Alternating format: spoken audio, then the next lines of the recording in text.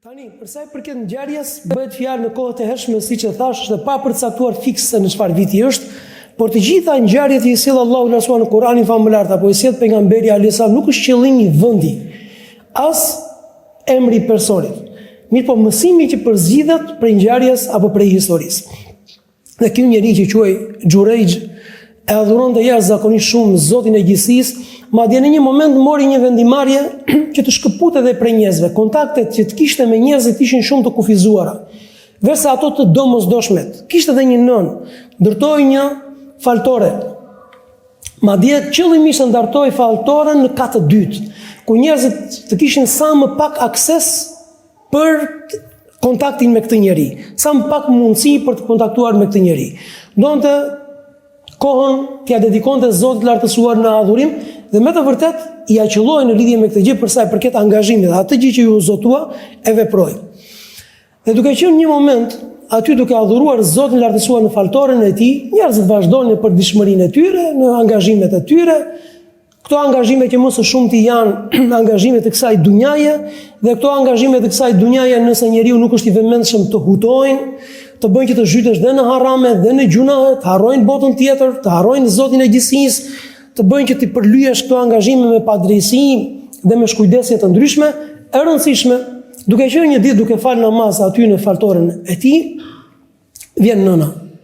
I vjen nëna dhe e thret. O Xhurejx, ishte në falje. Dhe të i drejtohet Allahut lartësuar kështu në heshtje, me ndjenjë, do në një zgjidhje brenda namazin e tij. O Allah, të vazhdoj namazin apo t'i përgjigjem nënës? Dhe përzgjedh që të vazhdonte namazin. Dhe nëna u qe mbetu mërzit, u ngushtua dhe kthehet në shtëpinë e saj. Të nesërmen përsëri vjen nëna dhe thret. O kishte ndonjë hall, kishte ndonjë çështje që donte që djalit t'ia zgjidhte, ose minimumi ajo dëmshuria, ajo dashuria e nënës donte që ta shikonte, minimumi një herë ditën ta shikonte në fytyrë, të shikonte djalin apo të interesohej për gjendjen e tij. Përsëri o Xhurejx, dhe i gjën në namaz. Dhe thotë o Allah, nënën apo namazin? Dhe përzgjedh përsëri për të dytën herë namazin. Dhe nuk ju përgjigj nënës. Nëna nuk duroi, kthehet përsëri. Shkon për të tretën herë, e thret përsëri dhe përzgjedh të njëjtën vendimarrje. Thotë o Allah, nënën apo namazin? Dhe vazhdon namazin.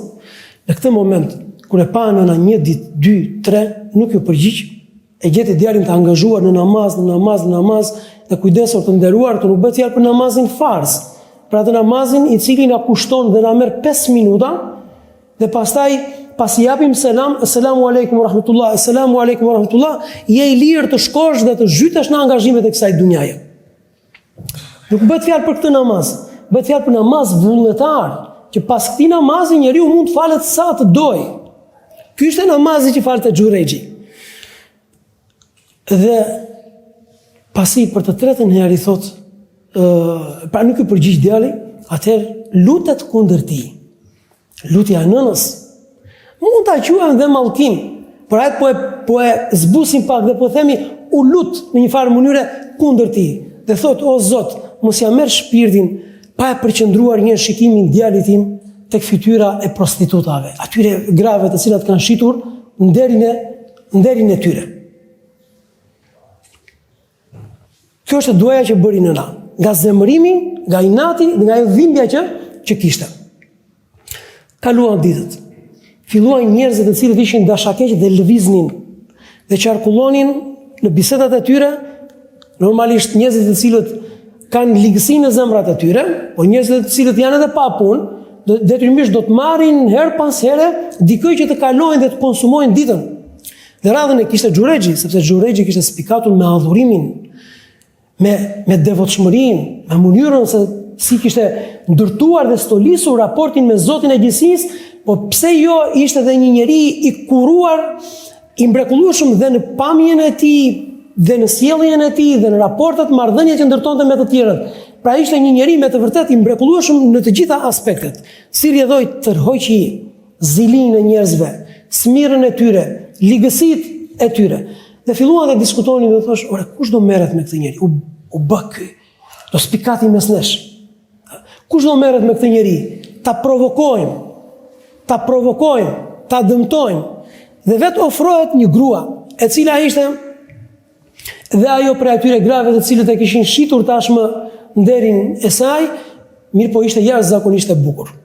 Ishte ndoshta gruaja më e bukur në atë bashkësi. Do thotë, unë kam shumë të thjeshtë me këtë njeri. Unë jam e pa rezistueshme. S'ka shans që ai njeri sa do i devotshëm të jetë të më rezistojë mua. Dhe në një moment e fton atë për në imoralitet. Xhurexhi as nuk ja ktheu syt fare. As nuk hodhi shikimin fare se kush ishte. Edhe pse dije ishte e njohur ajo grua për bukurinë e saj, fare nuk u interesua për të. Dhe vazhdoi rrugën, që do thotë nuk u tundua, nuk u thyje, nuk u ndikua fare nga oferta e saj. Kjo grua pastaj kthehet në një natë sipër, shkon dhe bën imoralitet me të radhës që i dori përpara me një bari. Dhe pastaj pas 9 muajsh del dhe thot, lindi fëmijën, thot ky fëmijë është i Xhurexhit. O Zoti i madh, çfarë sprove? Kujt është fëmia i Xhurexhit? Këtë plan që e kishin përgatitur njerëzit e këqij, tashmë lajmi u përhap dhe në masën e gjerë të njerëzve, dhe atyre njerëzve të cilët nuk i filtrojnë lajmet dhe nuk sigurojnë për gjithçka që dëgjojnë, dhe shkuan pastaj të irrituar dhe të zemëruar si ka mundësi ky njeri i Zotit të bie në këtë gjunaf dhe të bëjë këtë hata të madhe, po themi, shkojnë me të shpejt dhe marrin dhe zbresin prej faltorës së tij dhe tërheqin zvarr dhe ja shkërmoqin dhe ja rrënojnë që të gjithë ndërtesën, faltorën, dhe duke tërhequr aty zvarr dhe duke dhunuar dhe duke poshtëruar dhe duke e akuzuar ke bërë këtë dhe ke bërë atë, në një moment dhe duke u thënë Xhurexhi çfarë kanë bërë, në një moment e çon shikimin ashtu duke tërhequr zvarr. Dhe shikon ato gra të cilat që shisin nderin e tyre në dhomat përkatëse që kishin, ato dolën duke qëse u bën një zhurmë e madhe, dolën aty për ato dritaret dhe duke ngritur kokën shikon në fytyrat e tyre. Shikon në fytyrat e tyre. Në këtë moment përcolli një buzëqeshje. Një buzëqeshje sepse ju kujtua automatikisht direkt lutja e nënës. E dëgjoi lutjen e nënës, e dëgjoi mallkimin e saj. Mos ja merr shpirtin derisa të shohë në fytyrat e këtyre grave. Dhe në këtë moment e kapi dhe e kuptoi se ku ishte filli i gjithë kësaj sprove. Në fund fare, pastaj thotë, çfarë kanë bërë? Thotë, ke bërë moralitet dhe si lidhoj, bujrum ta gëzosh, ky është fëmia tënd. Thotë, ky është fëmia tim? Thonë po, atëherë më jepni pak kohë. Merr abdest, i fal 2 rekate namaz, i lutet fort Zotit të gjithësisë, e prek fëmijën në foshnjë në bardh dhe i thot, ja gulam, thot, o foshnjë, o djalosh, sepse ishte djalë, kush është babai tënd? Thot, babai im është Bariu filani. Në këtë moment njerëzit u befasuan, tha, si ka mundësi të flasë një foshnjë? Kjo foshnjë ka folur për të çuar në vend drejtësinë dhe për të shpëtuar nga padrejësia dhe nga sulmi një njeri, atë ky është njeri me të vërtetë i devotshëm, e morën dhe përqafuan dhe i kërkuan falje. Dhe i thanë të ta ndërtojmë, të rindërtojmë faltorën tënde prej floriri madje u vetë ofruan. Thotë jo, mjafton ashtu siç e kisha prej balte. E filluan dhe fërkonin e preknin këtë njeri për të marrë bereqetin prej këtij njeriu i Zotit, edhe pse kjo nuk është korrekte. Dhe është krejtësisht e gabuar. Dhe si vjedhoi, u kthye përsëri aty ku ishte, por tashmë me më shumë prestigj në mesin e njerëzve. Kjo është ngjarja të nderuar. Dhe ngjarjen e ndavëm bashkarisht në xuman e kaluar. Tani unë jam i bindur që secili prej nesh është fiksuar në diçka prej dobive të shumta që ngërthen në vetvete, përmban në vetvete kjo ngjarje. Ka marrë një mësim. Është përqendruar mendja, zemra diku. Po le të sjellim disa mendime në Zot lartësuar dhe jam i bindur që ju do plotësoni të tjera vetë në vetveten tuaj. Ajo më e rëndësishme që është në këtë ngjarje është, dhe ne ndavëm bashkarisht në xuman e kaluar, është pozita, roli i prindit, në veçanti i nënës. Nëna është njeriu krijesa më e shtrenjtë pas të dërguarit të Zotit lartësuar. Nuk ka për shpirtin, për gjanin e robit, krijesë më të shtrenjtë, më të dashur, ajo e cila pret më së shumti për kushtimin ton, ajo është nëna. Pas të dërguarit të Zotit lartësuar, i cili detyrohemi më shumë nga gjitha krijesat e tjera, atëherë automatikisht direkt vjen në na. Prandaj mesazhi që ne shkëputëm dhe përcollëm është të bëjmë maksimumin, të derdhim të gjitha energjitë tona, të gjitha mundësitë tona, të gjithë kohën tonë, të kushtojmë maksimumin e gjës për të lënë të kënaqur prindrit tanë. Dhe të ruhemi jashtëzakonisht shumë nga zemërimi i tyre. Lere më pastaj këtu nuk diskutohet mallkimi i tyre, Zot na ruaj. Sepse pejgamberi alayhis ka thënë 3 dua janë të parefuzuara nga Zoti i gjithësisë. Nuk refuzohen. Duaja e atij i cili i është bërë pa drejtësi, duaja e prindit për fëmijën është e pranuar tek Zoti i lartësuar dhe duaja e udhëtarit përderisa ka lënë vatanin, ka lënë shtëpinë, është i raskapitur, i lodhur, me shumë rreziqe në udhëtimin e tij, i kujton Allah, ndoshta i prekupuar, i shpërqendruar në angazhimet e tij, e kujton Zotin dhe i lutet Allahut të lartësuar. Kjo dua është e pa, nuk është e refuzuar, nuk refuzohet ndonjëherë. Por nga ana tjetër, përveç përkushtimit maksimal që duhet kemi ndaj prindërve tanë, është një mesazh që u drejtohet prindërve tanë. Të kenë jashtëzakonisht kujdes, ai i cili është prind, dhe të mos i çojë duart lart, dhe të mos lëvizë gjuha e tij, e nënës apo e babës, që të mallkojë fëmijën. Mund të ketë me dhjetra dhe me qindra forma dhe mënyra të tjera edukuese. Mallkimi nuk është formë edukuese, nuk është formë edukative. Prandaj nuk duhet të jetë në fjalorin e besimtarit dhe në fjalorin e besimtarës, të nënës apo të babës, nuk duhet të jetë, nuk duhet të ekzistojë mallkimi. Pse? Çfarë thot pejgamberi alayhis salam? Thot mos u lutni kundër vetes tuaj. Mos mallko veten, mos u lut kundër vetes tuaj. Mos u lutni kundër vetes tuaj, mos u lutni kundër fëmijëve tuaj, mos u lutni kundër shërbëtorëve tuaj, pra njerëzve që të shërbejnë, që i kanë në punë, të shërbejnë, që jeton me ta. Mos u lutni kundër pasurisë tuaj. Kundër mallkon makinën, mallkon kafshën, mallkon shtëpinë, mallkon gjën të cilën ti e ke, mos u lutni kundër pasurisë tuaj. Pse kjo gjë? Sepse ndodh që dikush lutet me një dua dhe përkon kjo dua në momentin që Allahu i lartësuar i përgjigjet dhe pastaj njeriu e kaplon pishmallëku dhe trishtimi dhe thot ç'mundesh, pse e bëra diçka të tillë. Prandaj mallkimi nuk ekziston dhe nuk duhet që të ekzistojë në fjalorin e besimtarit dhe të besimtarës. Lutja për mirë po, kurse lutja kundër jo. E shikoni se çfarë ndodhi dhe se çfarë ishin dhe si ishin pasojat. Ju përgjigje Allahu i lartësuar lutjes së kësaj nëne.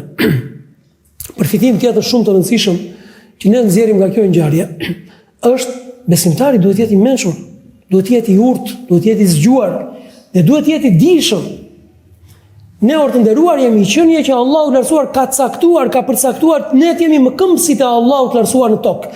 Më këmbësit e Allahut të lartësuar në tokë do thotë qenia me më shumë angazhime. Nuk mund të gjesh qenia as meleku, as gjallëset e tjera nuk janë më të angazhuara se sa njeriu. Njeriu është përgjatë gjithë kohës, përgjatë gjithë 24 orashit është në angazhime sipër. Sa plotson një angazhim, një detyrim, një amanet, një përgjegjësi, automatikisht zhytet tek tjetra. Atëherë si do ja dalim? Lim pyetja, si do ja dalim me gjitha këto angazhime? Kemi detyrim me karshi Allahut, ke detyrim me karshi vetes, ke detyrim me karshi familjes, ke detyrim me karshi punës, por në një moment do të jesh i sëmur, por në një moment tjetër do të jesh fukara, do të kesh mungesë të theksuar ndoshta në aspektin ekonomik, por në moment tjetër do kesh probleme me njerëzit, do kesh hasëm, në një moment do të ketë bërë ndoshta kanë bërë padrejsi, je viktim, fol sa të duash për situatat e vështira që mund të përballet njeriu. Tani thirret e zani, por njëkohësisht tani më flet dhe nëna dhe baba, por tani duhet jem dhe në punë, por tani duhet, po ma ka enda dhe ma ka qefi, po edhe të argëtohen pak, atëherë si do ja dal?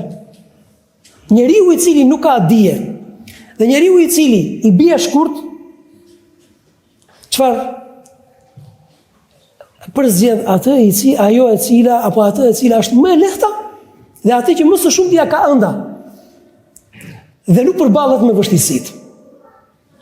Dhe gjithmonë e gjen justifikimin. Arsyetimi është arma më e fortë e njeriu të dobët.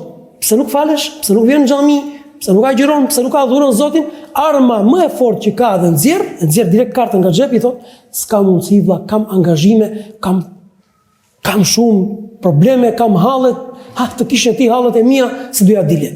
Kjo është arma e fortë që ka njeriu i dobët, njeriu i cili nuk është i dijshëm. Arsyetimi dhe justifikimi.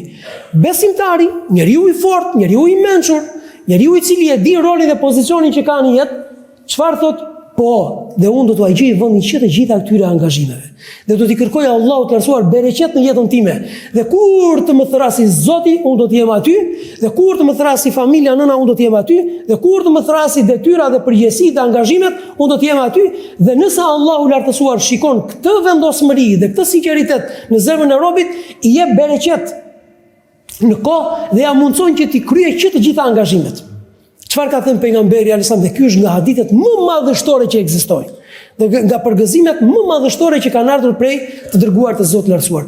Kush ka si synim të kënaqë Zotin dhe kush ka si synim të arrijë botën tjetër, të arrijë xhenetet e larta, Allahu lartësuar xhema Allahu shamle. Allahu ja tubon që të gjitha angazhimet. Ja thjeshtëson punët. Ja sistemon Zoti, ja lehtëson ato dhe ai kryen që të gjitha. Dhe çfarë ndodh pastaj? Xhema Allahu shamle. Allahu ja thjeshtëson gjërat. Hedh Allahu bereqet në kohë, në aktivitet, në risk, në gjithçka. Ja vendos dhe ja cakton Allahu lartësuar pasurinë përpara syve të tij dhe në zemrën e tij. Dhe i vjen dunjaja, ndjek risku, dunjaja ndjek e poshtëruar. Dunjaja ndjek robin. Jo ti shkoj ky i poshtëruar dunjas. Ky punon po, mirë po ndjek dunjaja. Nga ardhi gjithë ky rezultat dhe gjithë ky suksesor të nderuar, sepse ky njeri ka një gjë që quhet fiqh, kuptimi i përparësive në jetë. Kuptimi i përparësive në jetë. Ka detyrë, po ka dhe përgjegjësi, po ka dhe amanet, po ka dhe diçka që është akoma më e domosdoshme. Dhe Allahu i jep këtë sukses. Prandaj çfarë ndodhi? Xhurejxhi ishte një njeri adhurues, ndoshta vështirë mund të gjesh përgjatë historisë se si dikush e adhuronte Zotin lartësuar si Xhurejxhi. Çfarë i mungonte Xhurejxhit? Ky detaj. S'kishte kuptimin e përparësive.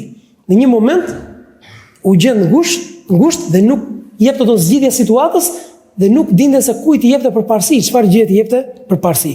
Prandaj lexoni, prandaj mësoni, prandaj prezantoni në xhami, shfletoni, nuk bëhesh dot musliman i devotshëm pa dije, pa lexuar, pa u thelluar, nuk mund të jetë besimtar i njeriu i cekët. Nuk vim në xhami vetëm për bereqet, or të nderuar.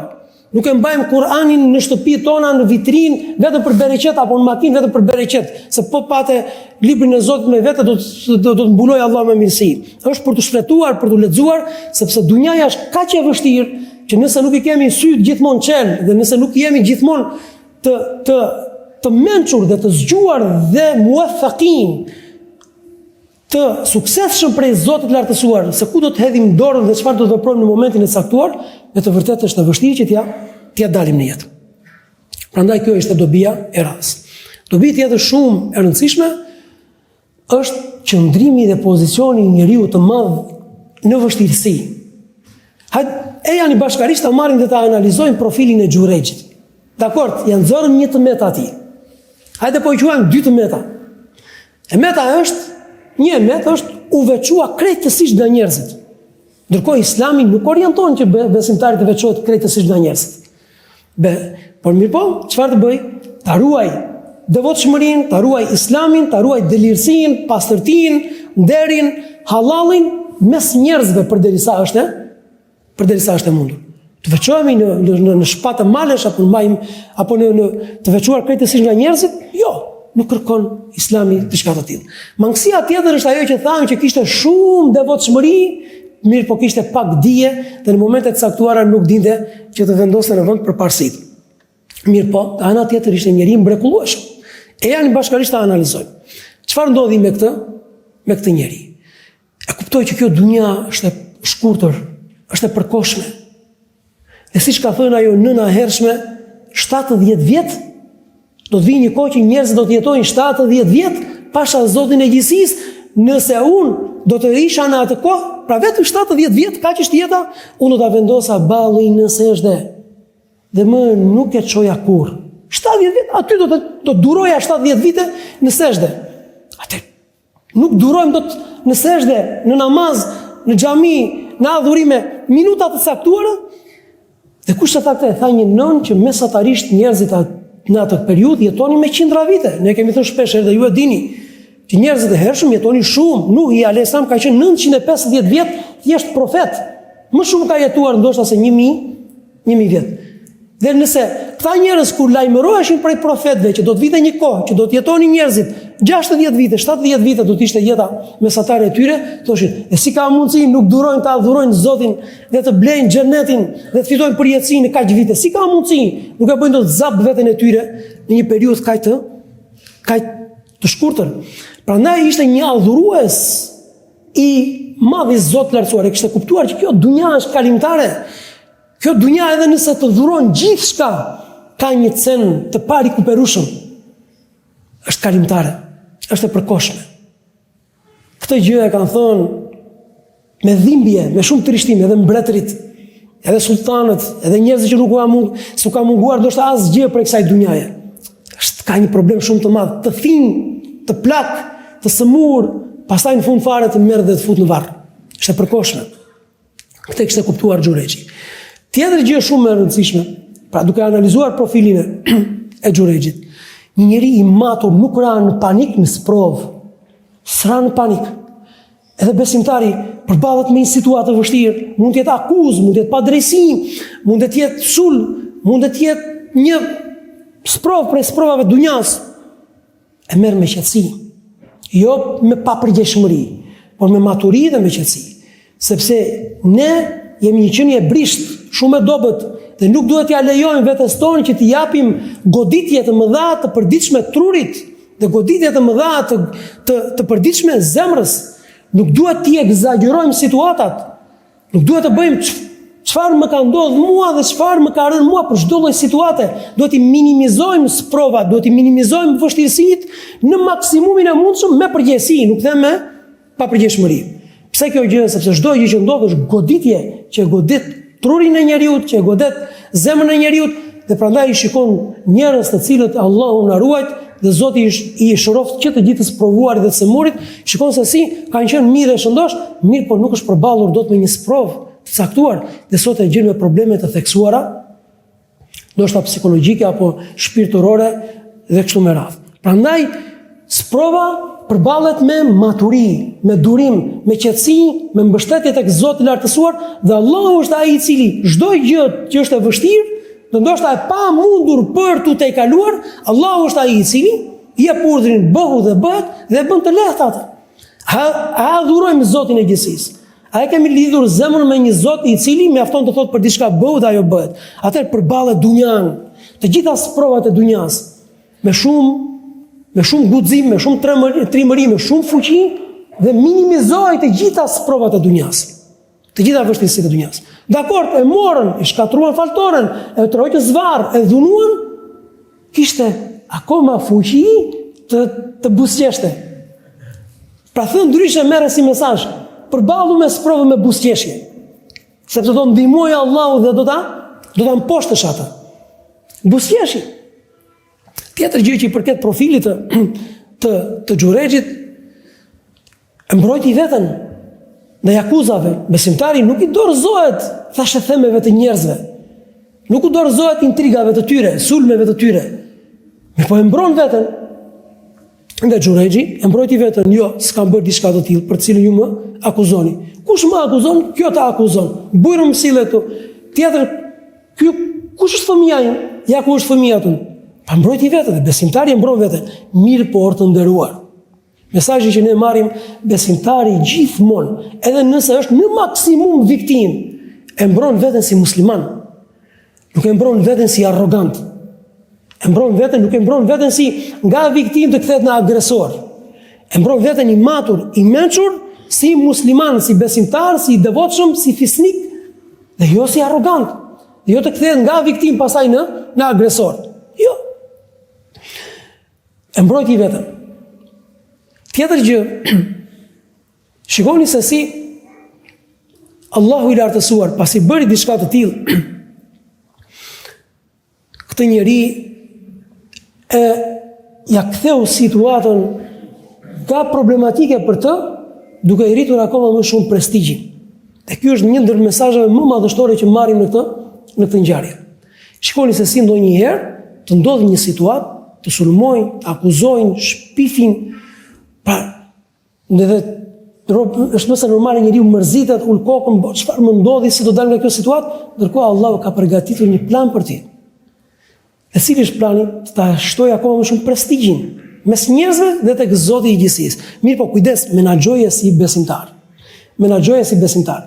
Si u kthye Xhurexhi pas gjithë kësaj situate, akoma më shumë prestigj, si tek Allahu i lartësuar, por njëkohësisht edhe tek njerëzit. Prandaj, një mesazh shumë i madh që ne marrim nga kjo ngjarje është trajtoj dhe menaxhoj provat dhe vështirësitë ashtu siç duhet, dhe nuk është çudi që Allahu i lartësuar të ketë përgatitur një mirësi akoma më të madhe për ty. Prandaj dhe Allahu i lartësuar thotë: "Wa asa an takrahu shay'an wa huwa khayrun lakum", dhe ndodh që diçka ju e konsideroni si të keqe dhe ajo është e mirë, për ju.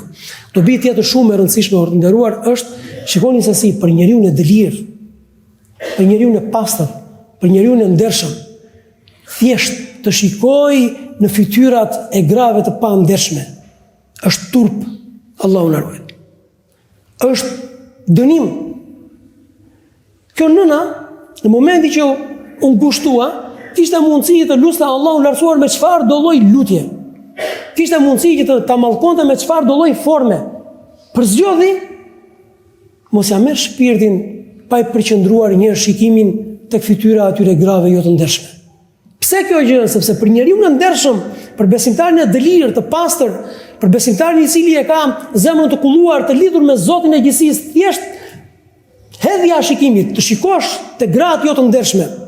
Thjesht përqendrimi i shikimit dhe lakurisi në gjërat të cilat janë jo të hishme dhe të ndaluara, thjesht kaq është dënim prej Zotit.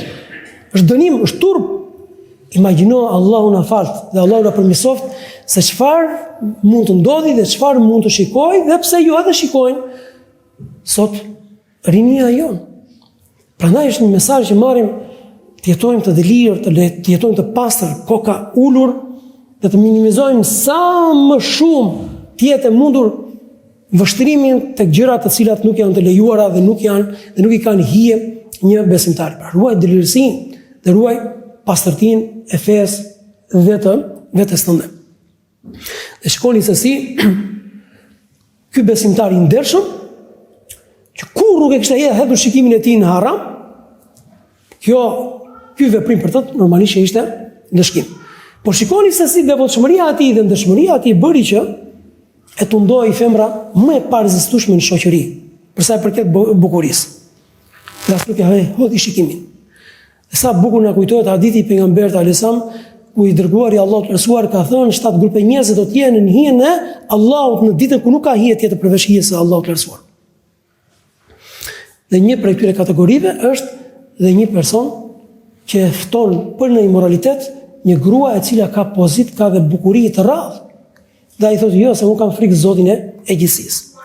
Tani është mëse normale që dikush të thotë, edhe sot në këtë kohë ka mundësi që dikush ta ruaj këtë pozicion, këtë profil, këtë status sot në këtë kohë, po pasha Zotin e gjithësisë, dhe nuk është 1 dhe 2, janë të panumërt, dhe unë jam i bindur që ju jeni prej tyre, po edhe nëse ka mangësi, janë bashkarisht ta përmirësojmë dhe të jetojmë pavarësisht situatës dhe pavarësisht kohës dhe pavarësisht trendit të njerëzve, të jetojmë siç e do Zoti i gjithësisë. Dhe kështu ka për të qenë më i lumtur dhe ka për të begatuar Allahu i lartësuar në halal më shumë, dhe ka për ta shijuar më shumë në halal atë kënaqësi momentale që ndoshta do të ishte në haram.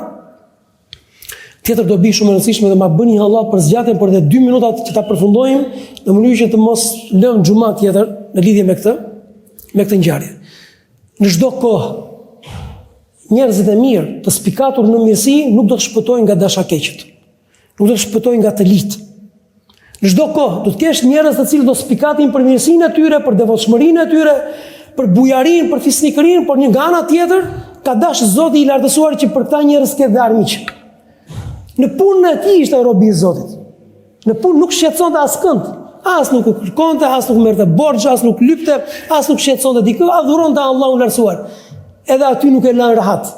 Që do thotë edhe nëse do të jesh në punën tënde, s'ka për të lënë rahat kush, njerëzit të cilët ushqim, konsum ditor kanë smirën, kanë urrëtitjen, kanë xhelozinë, kanë një zemër të ngushtë, të vogël, që duan të ndryshojnë objektivat e tyre ditë pas dite. Mos u shqetëso. Kanë qenë profetë të Allahut të lartësuar të tillë, kanë qenë dietarët, kanë qenë hoxhallarët dhe do të jenë njerëz të devotshëm dhe kanë qenë bujarët dhe fisnikët që nëse shpenzojnë u thonë hëse kafës, prandaj e bën diçka të tillë dhe ka për detyrë, ose e bën se është hipokrit apo e bën për syje për faqe dhe kështu me radhë. Prandaj s'ka shpëtuar kush që do të shpëtosh ti, edhe unë. Mirë po, ne kemi për detyrë që përballë në çdo situatë të vështirë të reflektojmë. Shikoni pak. Dhe këtë dua vëmendjen tuaj të nderuar. Duke zvaritur, duke tërhequr, duke dhunuar, nuk u mor vetëm me këta njerëz dhe thoshte dhe të akuzonte ata çfarë mizori janë ata, çfarë populli është ky. Tha prit pak, dakord, kjo është pasoja. Kjo është pasoja që më ndodhi. Unë jam viktim. Dakord, mi po ka ndonjë shkak? Ka ndonjë shkak që erdhi kjo pasojë, sepse gjërat lidhen me shkak pasojë? Po, ka shkak. Është mizoria e tyre, është kjo femra e ligë, kjo femra e poshtër, dakord, është janë këta njerëz të liq, dakord, janë këta. Po ti vallë, mos ke gabuar diku. Pse ta solli Zoti këtë vështirësi? Ja shiko mos ke shkelur diku. Ndoj drast të kalbur që thot populli. Shiko se mos ke lënë namaz pa falur. Shiko se mos ke përgojuar dikë. Shiko se mos ke bërë ndonjë gjunaf. E gjeta se ku është problemi. Tani duke vështruar të fytyra e këtyre grave, më kujtua mallkimi i nënës. E gjeta ku është problemi. Këta janë thjesht pasoja që mi dërgoi Zoti për të më dhënë një ndëshkim, për të më dhënë një shuplat dhe për të më dhënë një mësim. Dhe ky është qëndrimi që bën besimtari në momentin që sprovohet me një sprovë të vështirë. Vërtet ta janë të këqij, mirë po unë kam gabuar diku, kështu që reflekton, thelloj dhe e gjen edhe se ku ka gabuar. Dhe tjetër gjë të nderuar dhe ndoshta është edhe e fundit, nëse Allahu të ka mbuluar me mirësi, kujdes ruhu. E kujdes ruhu nuk do të thotë që njeriu të jetojë me frikë apo me siklet, jo, por na i referohemi hadithit që pejgamberi alayhis salam thotë: "Ista'inu ala qada'i hawaijikum bil kitman." Kujdes, thotë pejgamberi alayhis salam, dhe ndihmojeni veten tuaj në realizimin e projekteve, sukseseve të caktuara, duke i mbajtur të fshehura ato, ose të fshehta, duke mos i publikuar, duke mos i ndarë me të tjerët, derisa ti kryeni, derisa ti realizoni. Pse kjo gjë? Fa inna kulla dhi ni'matin mahsud, sepse çdo njeri që Allahu i ka dhënë një mirësi, tërheq shikimet e njerëzve.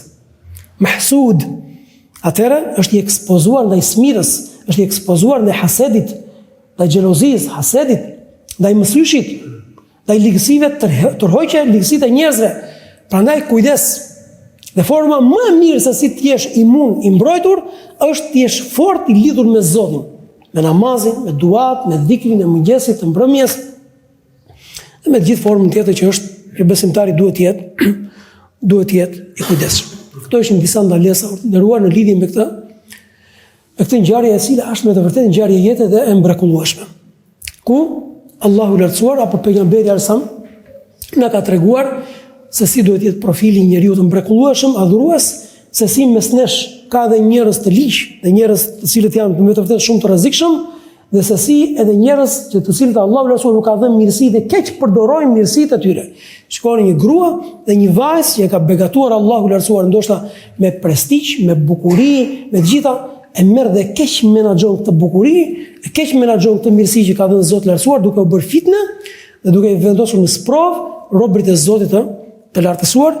Prandaj të gjitha këto mesazhe ne të përpiqemi inshallah Zotit që ti vendosim në jetë, ti ushtrojmë, ti jetësojmë në përditshmërinë tonë. Elusim Allahun e lartësuar që Zoti i gjithësisë na mbulojë me mirësitë e tij, dhe të na falë, dhe të na mëshirojë.